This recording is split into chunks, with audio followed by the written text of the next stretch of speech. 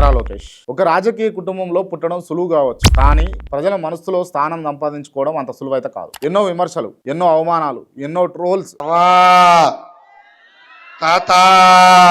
ఎన్నో అపహాస్యాలు. ఇతని వల్ల కాదు అన్నారు, రాజకీయాలకు పనికిరాడు అన్నారు, నాయకత్వం చేయలేడు అన్నారు. కానీ ఆ మాటలన్నీ వింటూ మౌనంగా తన ప్రయాణాన్ని కొనసాగించాడు. తండ్రి ఒక రాజకీయ దిగ్గజం, పార్టీ ఒక మహాసముద్రం. ఆ వారసత్వాన్ని మోసే బాధ్యత అంతా ఇంత కాదు. అలాంటి సమయంలో వెనక్కి తగ్గకుండా ప్రజల్లోకి వెళ్ళాడు, యువతతో మాట్లాడాడు, ప్రతి కార్యకర్తను కలిశాడు, ప్రతి గ్రామంలో పార్టీ జెండాను మళ్ళీ ఎగురవేయాలని ప్రయత్నించాడు.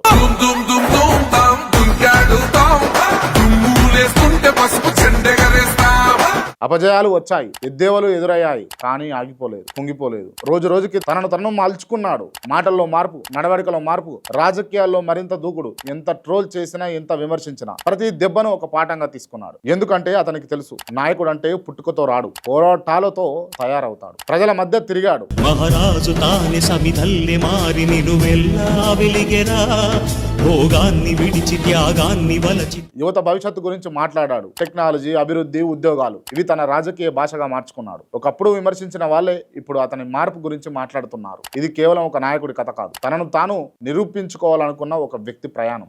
ఎంత కిందకు లాగినా మళ్ళీ పైకి లేచే ప్రయత్నమే నిజమైన నాయకత్వం. అందుకే అపహాస్యాల నుంచి ఆత్మవిశ్వాసం వరకు వచ్చిన ప్రయాణమే నారా లోకేష్ కథ. జై హింద్.